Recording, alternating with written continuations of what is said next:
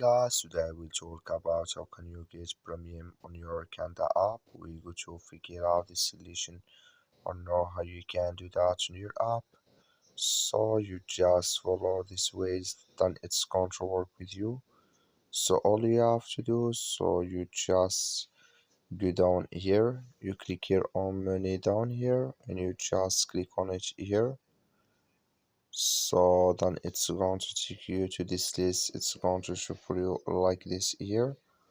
So then all you have to do, you just click here on uh, my page here, or just click on Qanda Premium here. Then it's going to take you to this list here. So then here you click here on start 7 days free trial here. Then add here your credit or debit card, then it's going to get with you on your Qanda app. That's all you have to do. Thank you for watching. Don't forget to support us by liking and subscribe.